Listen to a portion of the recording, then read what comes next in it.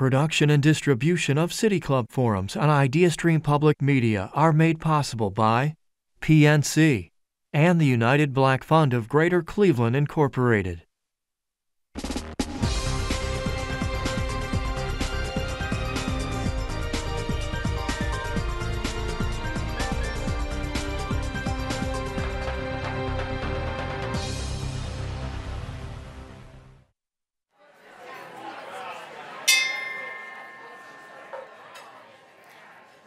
Hello, and welcome to the City Club of Cleveland, where we are devoted to creating conversations of consequence that help democracy thrive. It is Friday, June 9th, and I'm Mark Ross, retired PwC partner and proud member of the City Club Board of Directors. And even prouder today to help host our LGBTQ+ community and allies for today's special Pride Month Forum. As we approach Pride Month each year, the City Club gives a great deal of thought as to whom our dream guests might be. And I am simply thrilled with our choice today, and it is my honor to welcome Chasten Buttigieg, activist, teacher, and author of the memoir, I Have Something to Tell You.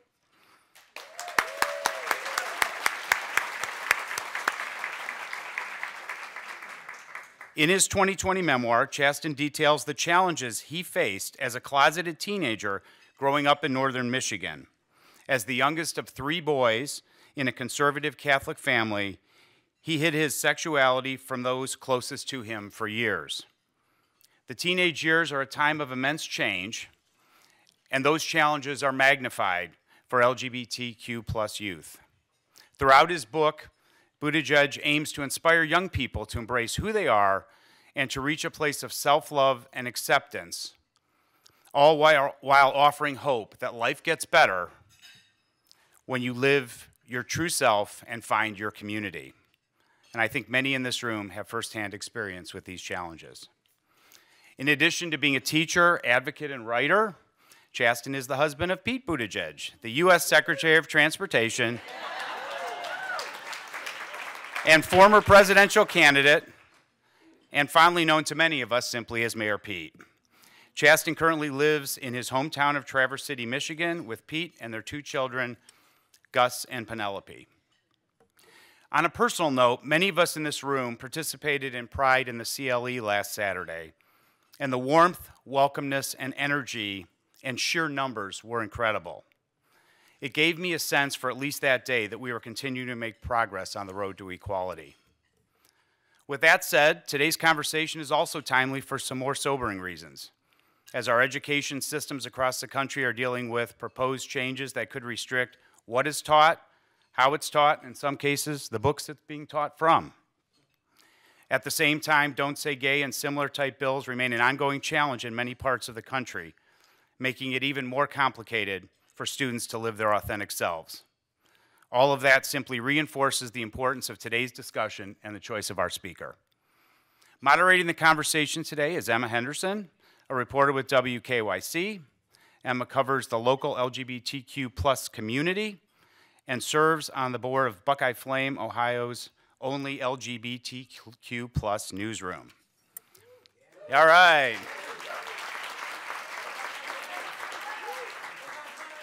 If you have questions for our speaker, you can text it to 330-541-5794.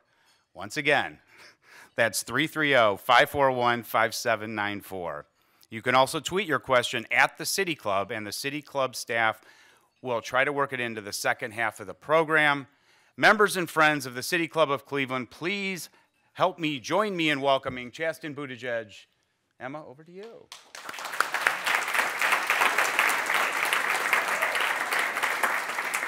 Well, Chasten, thank you so much for being here today, and happy Pride. Happy Pride. I think it's so fitting that we're doing this during Pride Month. It's just really, like you said, this past weekend was a wonderful celebration. Well, it was a march and a wonderful celebration here in Cleveland. The march part is important to remember as we continue to advocate for our rights. So I have to ask, just to start off, how has the tour been going? You've been crisscrossing the country. Yeah, I forgot that it was June. I kid. The tour has been great. What started out as a hope to go to a couple cities has grown into a tour encroaching on 30 cities now. And we've been taking the book to big cities and smaller and redder places in America too. And I've really appreciated the opportunity to be in rooms like this and have conversations like this, especially during Pride Month, especially when our community is under attack. And simple things like books themselves are coming into debate. So I know this is being broadcast, but I don't want to be too cheeky, but sometimes I like taking a little break. You know, this is considered a break for me. I do have to get home and do daycare pickup, but you know, wrangling twins right now is a tough job. So thanks for allowing me to make this my lunch break today. Yeah, it's your lunch break. Hopefully you'll actually get a chance to eat. I haven't tried Ohio's finest salmon yet, so hopefully I'll get a chance. Well, before we get started, I also wanted to congratulate you. You now officially have 2 New York Times best-selling books, your memoir and the YA version. So congratulations. Thank you. And I know that the youth here are going to be getting that copy, which is going to be so great if they haven't had a chance to read it yet. That's incredible. Thank you so much, by the way, to the folks who made that happen. I really appreciate that. And I think let's start off with the youth. I think that's a great jumping off point. The youth. The youth. We're so fortunate to have such a large youth audience today, and your book is geared toward youth, and it's about your years as a youth. So is there anything that you would like to say to them, just being here and being visible today? Yeah. You know, one of my biggest worries in writing this book, I taught middle school, I taught 7th and 8th grade, and one of the things that I was nervous about was that the book would not resonate, because I am no longer a youth. I was also told that I wasn't allowed to write about some things in politics, and so I, you know, walked that tightrope. But one of the things I thought about when I walked in the room today was the fact that we are gathered here to listen to someone talk about a book about growing up gay. And that didn't exist when I was your age. Growing up in northern Michigan, we did not talk about gay people openly. And the only time I ever heard queer people discussed was in the form of slurs or threats or fear. And the fact that you're here today is just remarkable.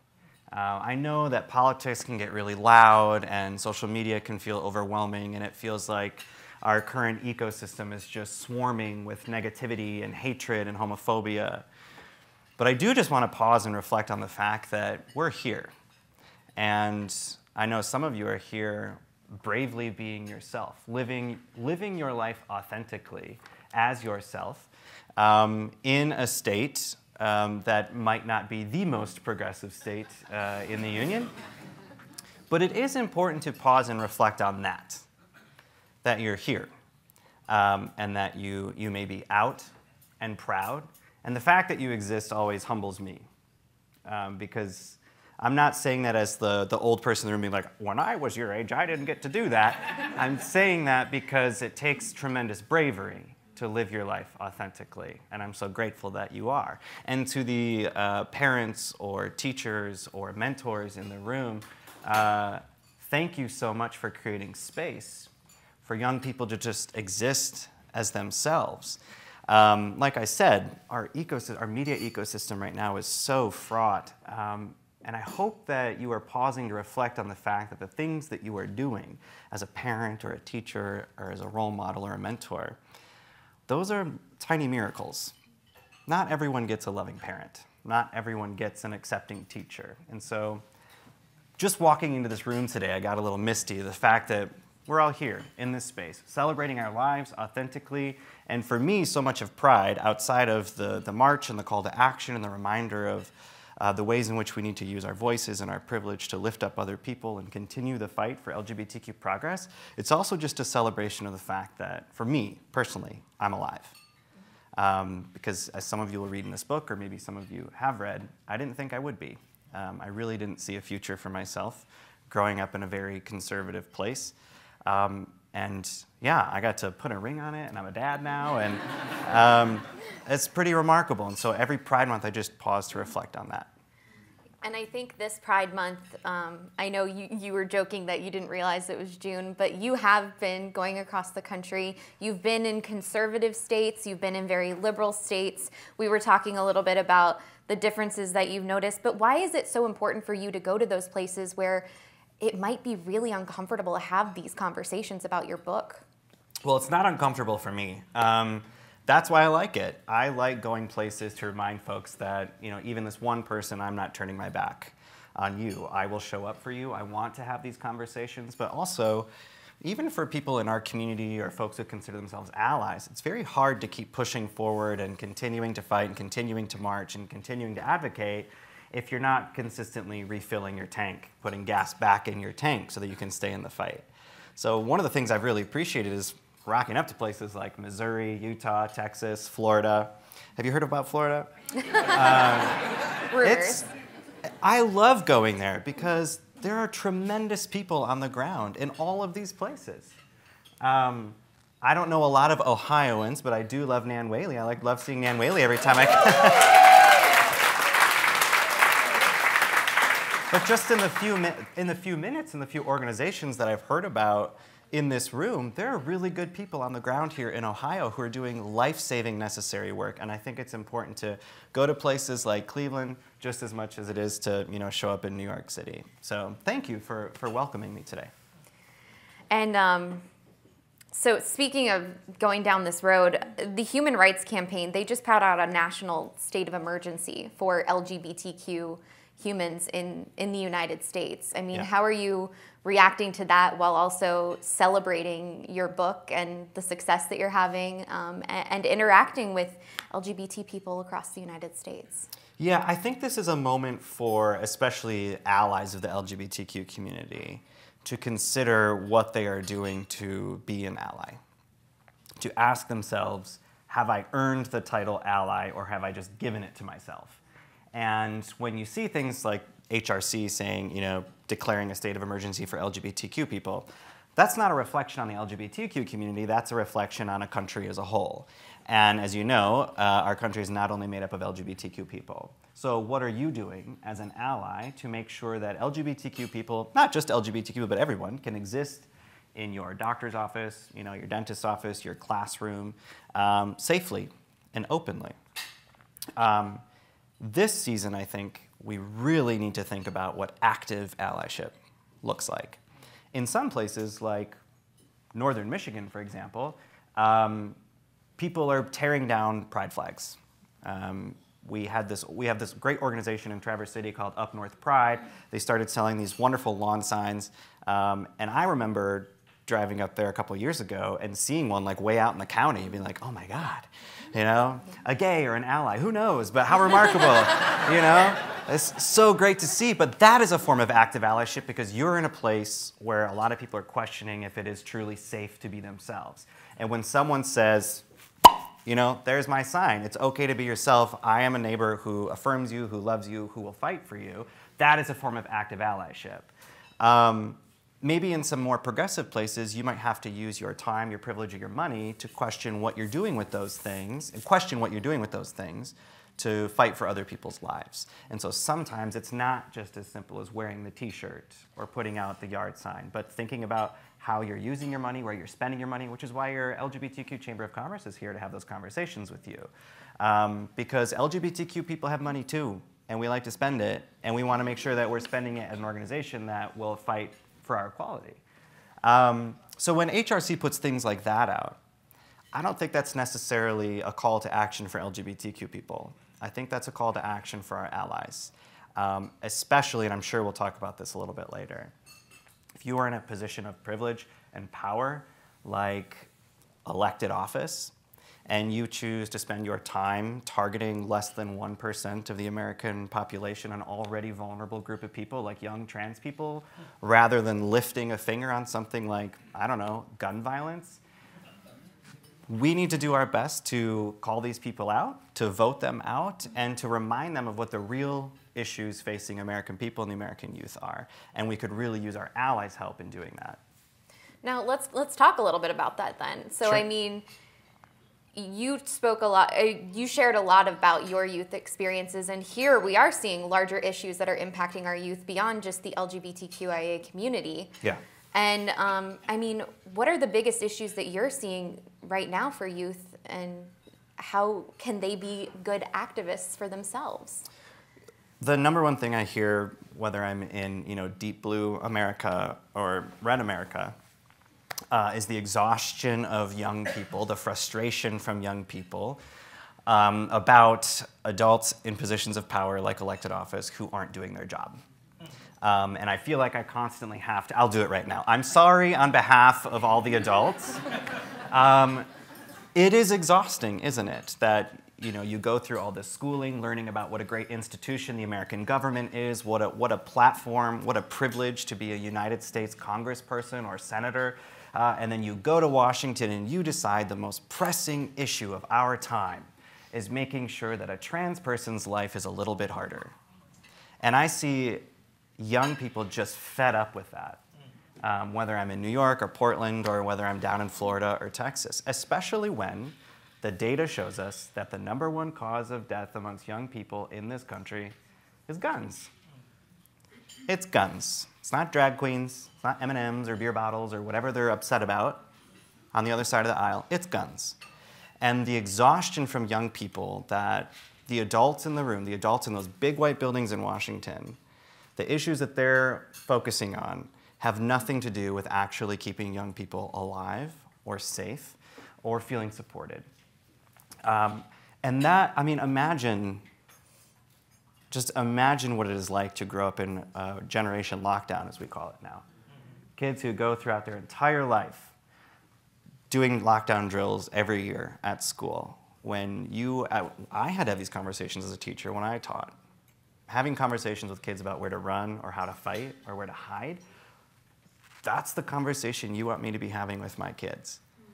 And then the thing that you go to Washington to focus on is maybe making sure that one kid in that school's life is harder, And so, again, this is a call to action for any ally.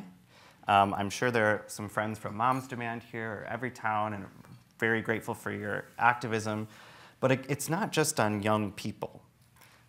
It's about the adults in the room who aren't using their privilege for the benefit of the greater good. For young people, one of the things that I love seeing right now is that young people aren't afraid to speak up.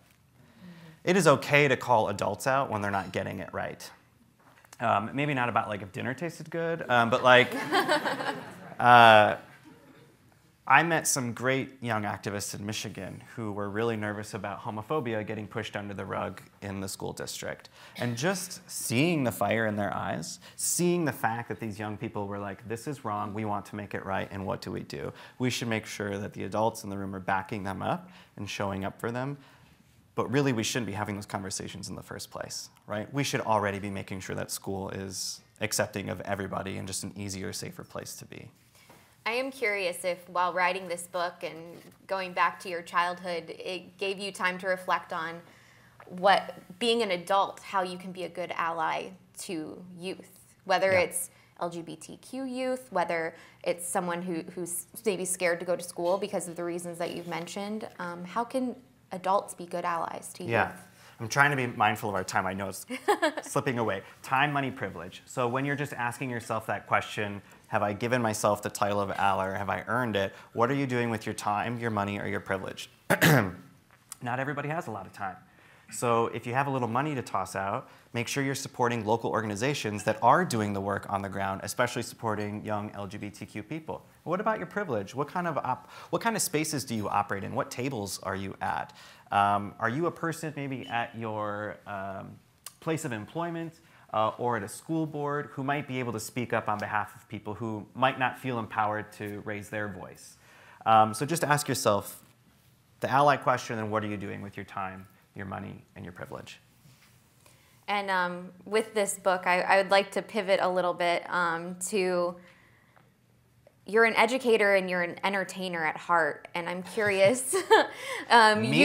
You got to share those pieces of you in the book. Yeah. How did those help writing the book? Did you realize anything about yourself? Well, the whole point, I mean, there's so much to say about the book. I hope that one day the book is irrelevant. I hope that, I don't feel like a lot of authors don't say that, but I hope that one day we're not having these types of like heavy conversations around a book that is supposed to help young people feel empowered to be themselves, right? Hopefully one day, like my kids will question why I ever had to write that and why we all had to be, you know, up in arms about it. And when, yeah, right? So there's a lot in there, and telling that story to a younger generation, trying to share the queer trauma of, you know, living in the closet and the homophobia and the bullying, and how I overcame that, and the lessons I learned along all the failures along the way of, you know, stumbling through coming out, you know, into later life, and then a little bit of that weird political life that I'm in now. And there's a lot of like valleys and peaks in that story, and so much of the story to me is just about like the opportunity to travel back in time and talk to your younger self. And I wouldn't want to like travel back in time and be like, it's awful, you know, it's gonna suck. I wanted it to be funny, and I wanted there to be levity, and I also wanted to tell some really funny stories so that maybe when you trip or you stumble or you're confused about something, you'll know that somebody else has been there too, and that it isn't always perfect. But there's also really great things in there for you know, teachers and parents and older people about how to be supportive and how to create those environments that many of us in our generation wish we would have had when we were younger. Absolutely. And I think one of the things that really stuck out to me in the book is you talking about your adventures in Germany and just taking that step to go out there. Seriously, as such a young adult was huge. So what would your advice be to any of the youth here who are thinking about taking a big step, going on a big adventure, kind of taking that risk? Well, it's sort of double-sided here. So I was a junior in high school, and I wanted to get as far away from Traverse City as possible. And my high school German teacher was telling the story about this fully funded scholarship to study abroad in Germany for a year. And I'm sure to the rest of the kids, it just sounded like, you know, wop, wop, wop, wop, and they're all like rushing out the door at the end of class, and it was like a beacon of light had like entered the room, and that flyer was like my ticket out of Michigan. And so it wasn't so much that I wanted to study in Germany. I had taken German for 4 years. It was all cool. But I really just wanted to get out, and I was running away from myself, right? But when I made it to Germany, I made friends who allowed me to come out. It was the first time I'd ever come out. I learned so much about myself. I learned so much about the world. And I would encourage any young person to try to put themselves in that position. It doesn't have to be studying abroad, but the lessons that came from making myself deeply uncomfortable. I took a chance. I got on an airplane, and for the first time I flew across, you know, the world, and was living in a home with people who barely spoke English. And I'll save some of the funny details for folks who will read the book, but came face to face with a lot of culture shock. But I learned so much about myself. And I think whether it's studying abroad or doing something that challenges you, try to find a way to challenge yourself to be uncomfortable, because that's where the learning comes from. Once you're like super comfortable in your bubble, then I feel like you kind of stagnate, right? And so going to Germany, it just popped this bubble. I was living and operating in a bubble, and I needed to see the world from the outside of the bubble.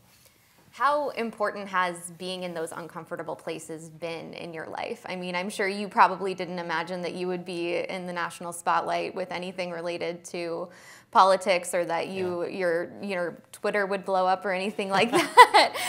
What a great place, Twitter. So how important have those moments of uncomfortability and growth been to you? Yeah, all the growth comes from those learning opportunities, especially when they're super uncomfortable. But I will also say, I did an interview, I will never forget this, where a journalist asked me, what prepared you, for this life? This was during the presidential race. And I remember saying, well, I taught middle school and I have a degree in theater, so I can do anything. Okay, so that was not what I was looking for in the interview, but she laughed too. But I really do mean this. One, teaching middle school really stiffens your spine, because God love you middle schoolers, but you roughed me up a little bit. And then just having a degree in theater, I became comfortable with myself on a stage. I liked talking to other people. I had learned all of these values, not only about performance, but just about myself and the world through the arts, which is why I think every kid deserves access to arts education. You know, we're not... I'm very, very grateful that I had that experience. And so, yeah, I didn't see my life blowing up the way it did, but it gave me the confidence and the ability to go out there and be like, well, I know nothing about presidential politics, but, you know, I'm going to try it. And there were a lot of, especially in the adult version of the book, you know, there's a lot of, there's bumps and bruises along the way, and embarrassments, and a lot of hard lessons learned. And politics is not a nuanced place, you know, so you fall flat on your face sometimes, and you have to pick yourself up and learn from it, especially when you feel like you're in it for the right reasons. There will be a lot of people in the world and on very special places like Twitter who will remind you that you are not liked or that you're not doing it right. And so it was that experience as a middle school teacher and being able to just navigate that new world. And I think that sort of ties into one little thing I do want to say about allyship and Pride Month is I'm very grateful to get to be this person. And one of the things that I've greatly benefited from is other people helping me become a better advocate, giving me the opportunity to sit down and learn and unlearn from them, which I think a lot of folks in politics, especially on the other side of the aisle, could benefit from, especially with young trans people. Like, have they ever met a trans person, you know? For me, one of the best things that I've ever done is to seek out opportunities to sit down with people very different from me and ask them how I can be a better advocate. Tell me your stories and tell me what I need to be saying out there so that you know I'm showing up for you too. Because I want to, but your lived experience is so different than mine. I need to know how I can be a better friend and a better ally. And I think we can all sort of think about ways that we can do that as well, even if it's talking with your own students or kids, you know? Sorry, I see that clock, and it's just... No, you're fine. You're fine. We're really doing great. We're doing great. Tell everyone to be a better ally in like 3 minutes. We've got a little bit more than 3 minutes. All right. You're okay. Good. It's not a hard out. Okay. So I am curious. You know, you've had a whirlwind couple of years, and I think that anyone of any age could benefit from learning how do you drown out some of that noise? Oh, well... It took me a really long time to learn this, I'm going to be honest. It was becoming a dad that really helped me, that really put places like Twitter into perspective.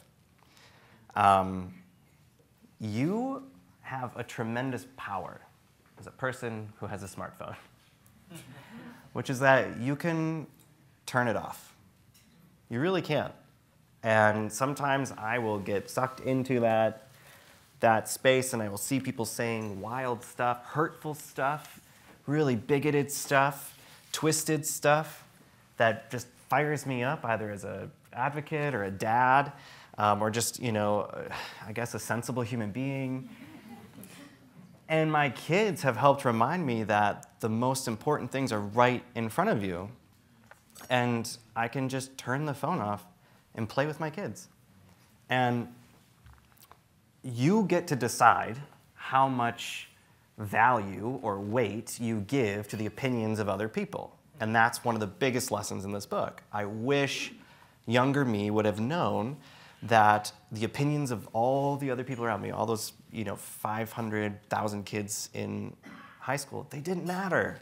I was so obsessed with what they thought about me. I was so nervous that they'd find out my big secret and they'd hurt me, or that it would be the thing that would cause me to lose everything. But back then, I thought that everyone's opinions mattered more than my own.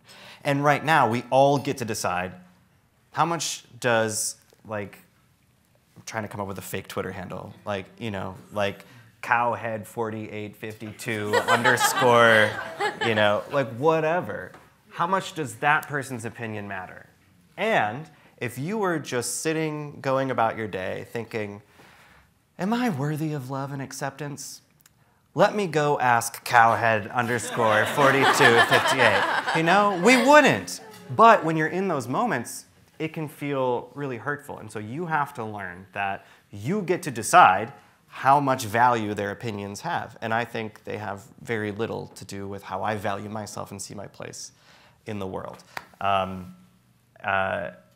I love the ability to just be happy. I like being happy. I love getting to be this person. I love that I get to play with my kids that I never thought I would get to have one day. I love my husband. I love our home. I love our dogs. I just get to be happy. And the thing that really, really bothers these people, especially looking at you young queer people in this room, the thing that really, really bothers other people is that you're happy. And I know this sounds a little flip, but it is okay to revel in their misery once in a while.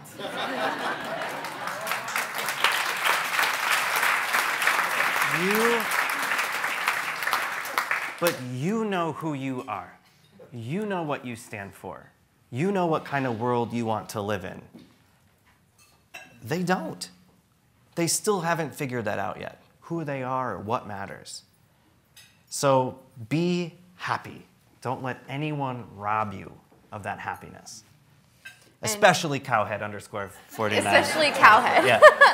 So this is my final, just really quick question leading off of that. All right. For people who might be struggling right now, whether it's with their sexuality or whatever, does it get better? Yeah, it does. And I remember when I was young, I thought that phrase was just a crock of bologna sandwiches, you know? I'm watching my language because I know we're on the radio. It really, I hated that phrase. Yeah. It gets better. It gets better. Really? When? I remember being that kid getting shoved into a locker and getting called, you know, a lot of slurs, wondering, does it actually really get better? And I'm here to tell you it does. And here's the thing that sucks about that phrase. Sometimes it doesn't get immediately better. And sometimes it takes a while.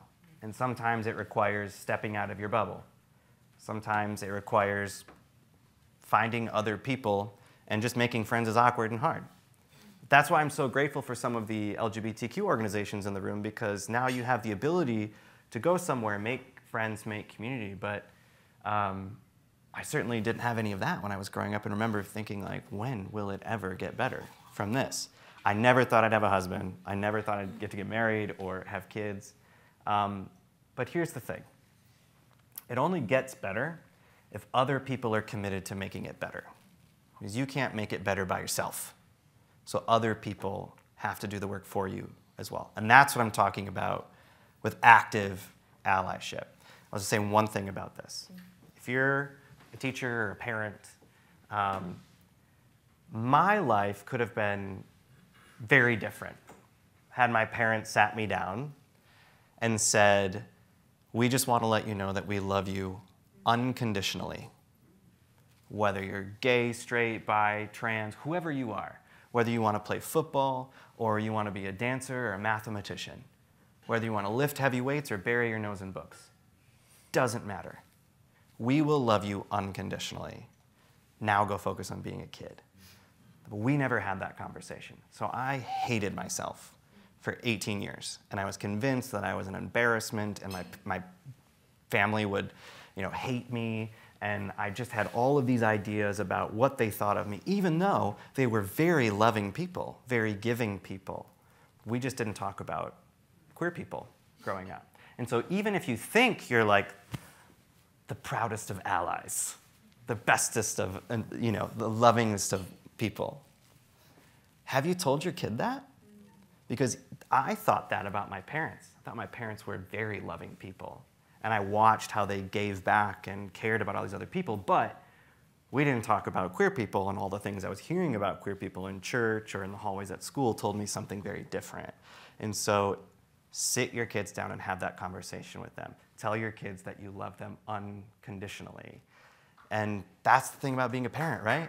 If you're not ready to love them unconditionally, don't be a parent.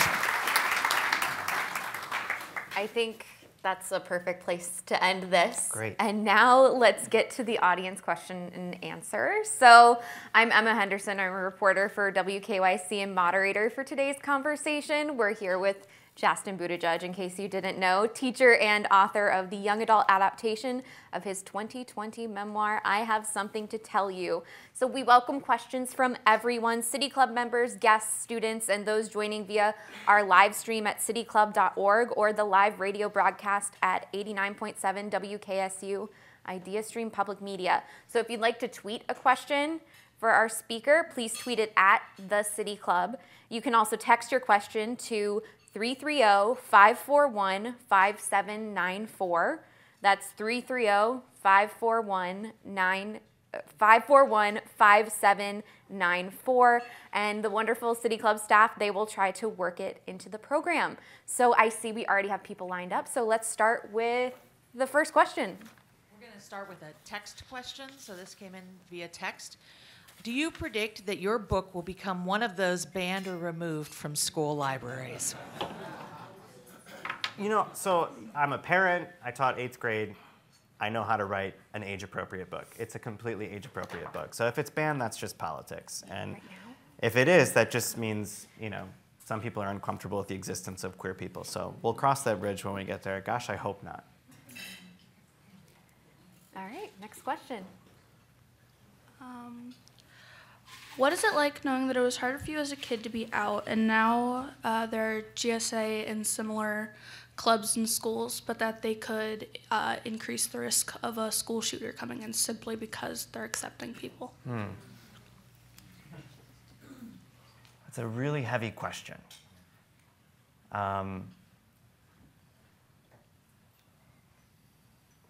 Here's the thing about living authentically, is that it doesn't come with risks, you know? It comes with risks. And I hope you don't think about that question too much, because sometimes the world's crazy. Sometimes awful things happen. And you can't burden yourself with the idea that because you're creating space for other people to live openly or authentically, or just to exist, even for a half an hour after school, or during lunchtime, or whenever your GSA meets, you should not focus on all the terrible things in the world, because if you go looking for it, you'll find it. Focus on the things that you can do to make the world just a little bit of a better place. I think the idea of world peace is a lofty goal, but it's actually just a goal made up of a million other little goals. And the fact that you can create a space for someone to just, who knows, sit down with their lunch tray and just feel free for 30 minutes, that can be life-saving to somebody. So you should focus on the things that truly keep people alive, like GSAs. You will have a more tremendous impact on the world and on your peers when you are focused on creating those spaces, and not focused on the fears about what might come if you make those spaces. Because there will always be fear when you are choosing to live a life authentically and openly.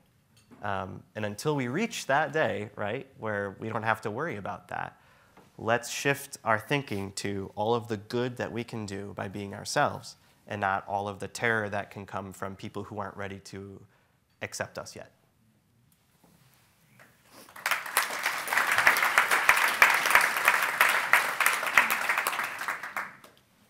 So, Chasten, I want to very quickly say, as a fellow author and gay man, it is an absolute pleasure to be in the same room as you. Oh, thank you.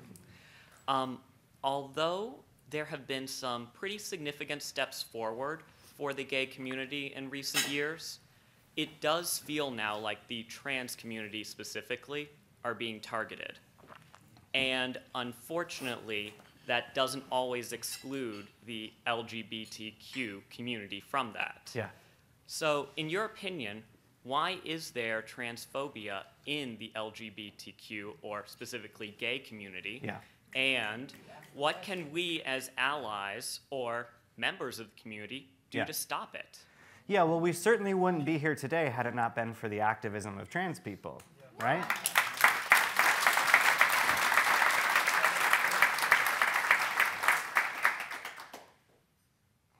you can't climb the ladder and then just get off when it feels easy for you, right? And it's really important for people in our community, especially white gay men, to realize that we get to walk through the world with a lot more privilege than other people in our community. And like we were talking about earlier, what are you doing with your privilege to help other people? Number one, call it out. When you hear it, when you see it, you got to call it out. And it shouldn't, all of that work shouldn't be on the shoulders of a marginalized community.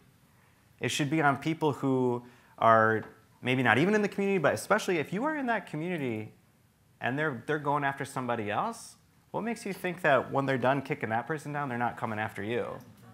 So recognize that you have privilege in this world, and you should use it. And one of the great ways that I feel like I've become a better ally to the trans community is by sitting down and learning from the trans community and saying, and being really honest about the fact that when I grew up in Traverse City, Michigan, I didn't know any trans people. And when I went to college, I didn't know any trans people. And so being able to empathize with someone's story is one of the first steps to being a good ally. And so you shouldn't be jumping on the internet with a bunch of opinions until you can actually try to put yourself in their shoes and empathize with their lived experience. There are tremendous trans organizations in this country who are ready and willing to help you learn and unlearn some of the things that you might think about the trans community, but it's a worthy thing to call out, because I think some of the vitriol coming from some of this very, very vocal minority of the Republican Party, and a party who's not really like pushing that away too. So I guess it's the majority of them. They're not stopping at the trans community. They're not stopping there, you know. And if you don't recognize that the fight is about everyone, we need you to change your tune.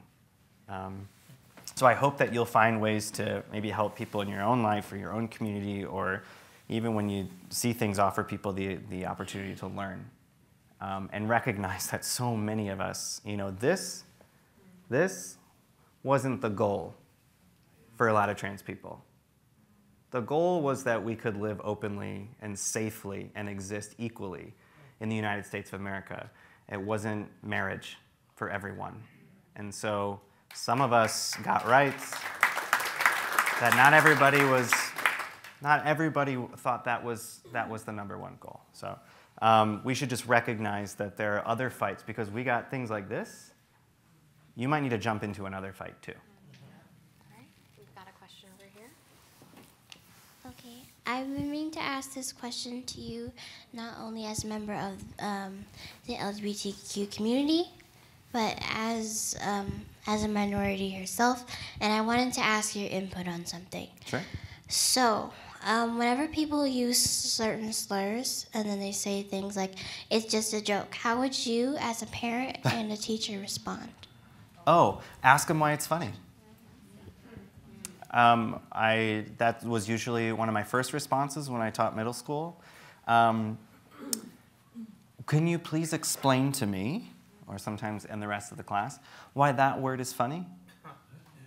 Help me understand. And then when they stumble through their really bad response, say, I'm so sorry, I'm just not getting it yet. Help me understand why that's funny. Give them an opportunity to realize that they've made a mistake and own up to it.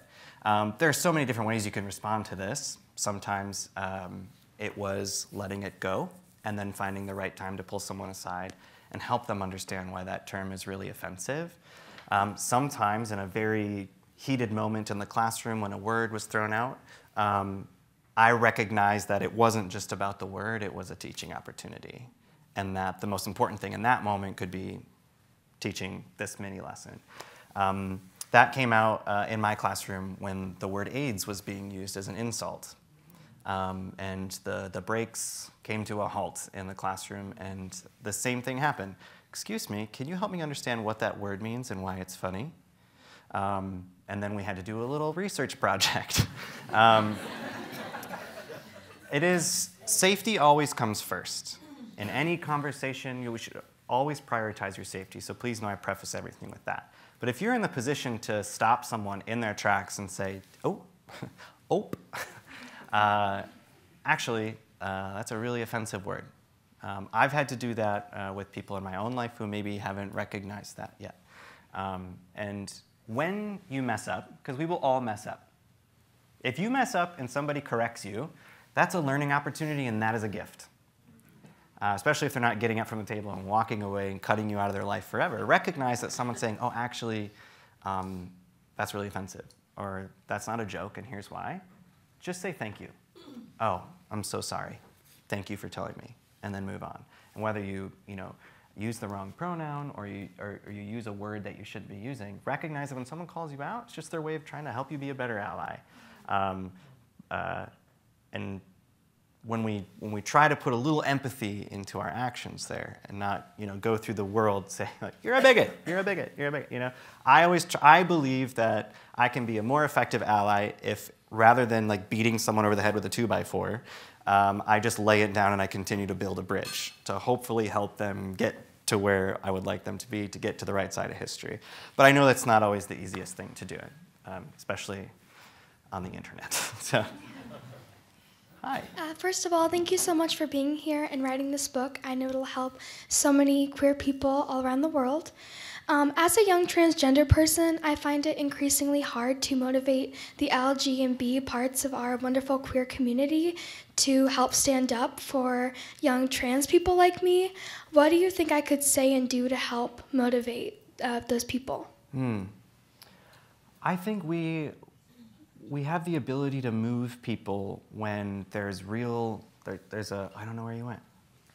Oh, there you are. And she was gone. When we are able to root our experiences in our humanity, I have felt this before too as a gay person. When someone maybe has never met a gay person before or thinks they've never met a gay person before, great conversations that we can have are just rooted in our experiences, our fears, our hopes, our wants, our dreams, because then you're not a talking point. Then you're not this like elusive trans person that just exists out there. You're a real person with feelings and experiences, and you have goals, and you have dreams, and also you just want to do everything that everybody else wants to do, right? Part of writing a book like this and talking about your experience is kind of weird for me because I never thought a majority of my life or part of my career would be talking about being gay. It's not the thing that I necessarily wanted to be a professional in. And if you ask some people, not a professional gay. But I don't have the fashion sense. I don't always want to talk about being gay. I don't want that to be the thing that people associate me with. I'm a teacher, I'm a dad. I have other goals and dreams and wants. I don't want you to just think about me as a gay person. I just want to be Chasten, And maybe having a conversation with some of your friends or people about, I hope you realize that in this fight for equality, I don't want to be known as the trans person. I am a person. And I would like to move beyond this as well. I hope you recognize that this isn't what I would like to be doing with my life too. Fighting for my equality, fighting for my existence, fighting for the right to exist in this space the same way you get to exist in this space. So can you recognize that about me? Can you recognize that this isn't what I want my entire existence to be wrapped up in? And I think we have the ability to create meaningful relationships, and especially with our allies, when we can root some of that action in our shared humanity. So I hope that helps, and I really appreciate you being here and asking the question. Hi. I have the privilege of serving on a suburban school board in a very blessedly progressive community. What would you tell school board members and school administrators about how best to support young people?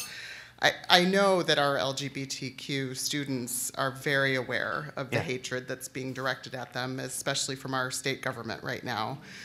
So what should we be doing to best support them? Well, one thing, if you're, did you say you're on the school board? One thing that folks should consider is that you don't have to wait for the bigotry to show up for you to speak out about equality. There are proactive things you could be doing right now. From making sure that spaces exist, to making sure that books exist, to making sure that your teachers know that you have their backs.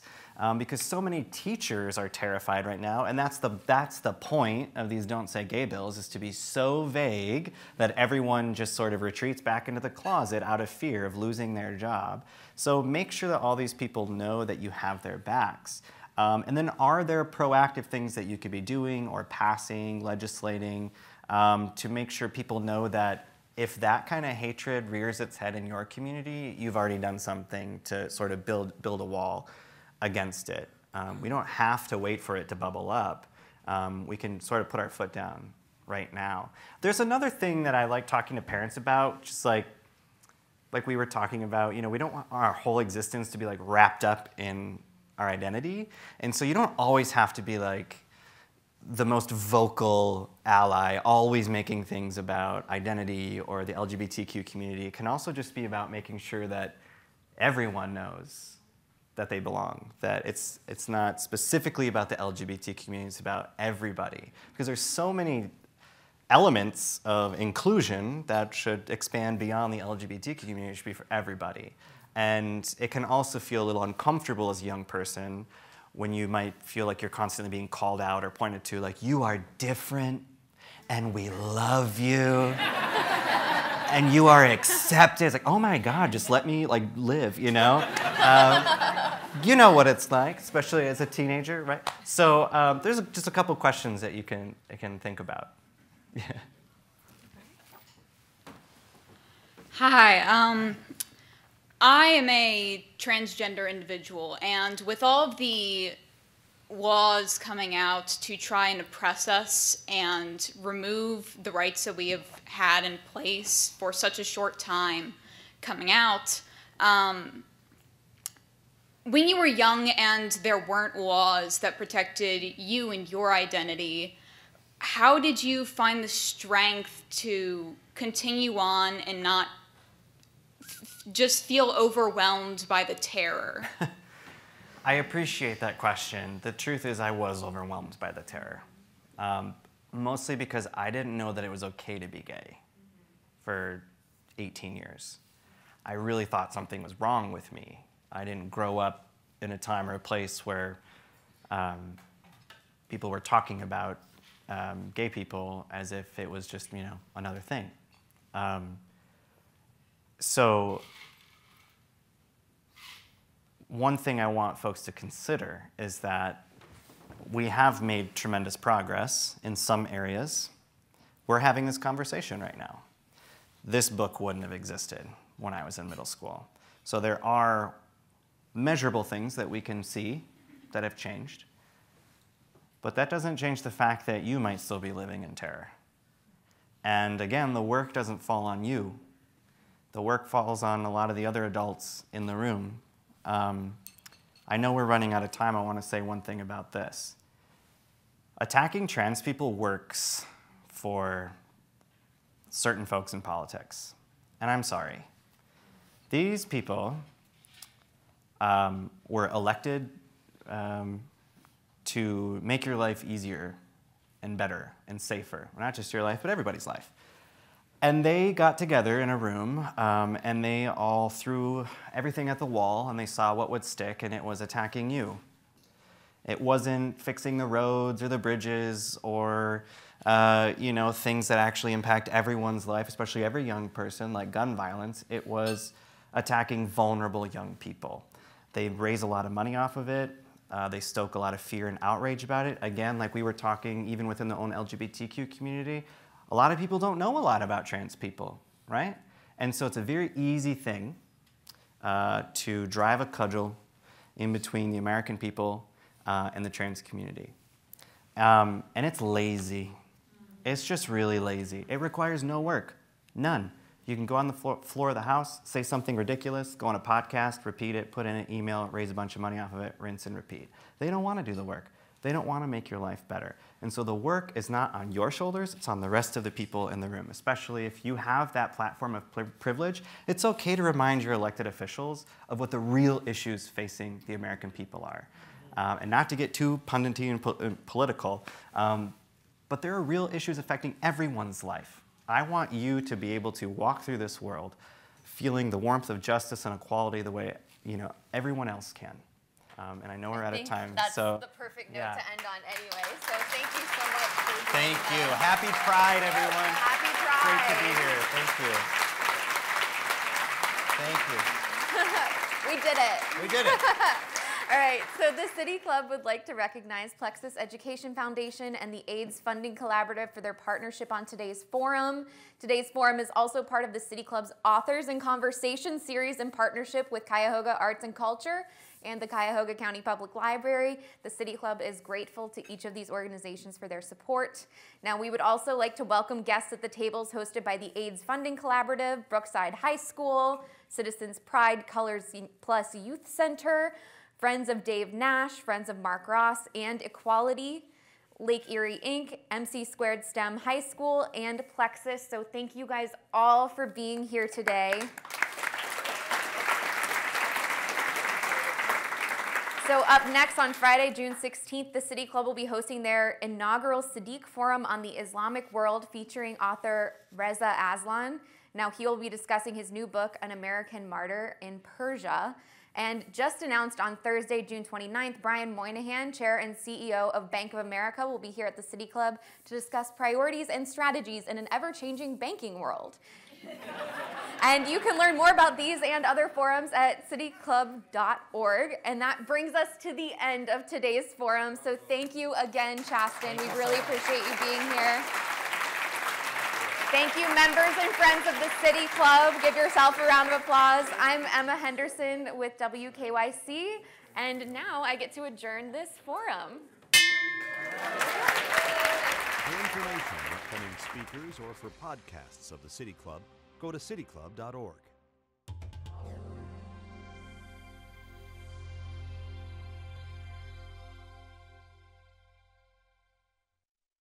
Production and distribution of City Club forums on IdeaStream Public Media are made possible by PNC and the United Black Fund of Greater Cleveland, Incorporated.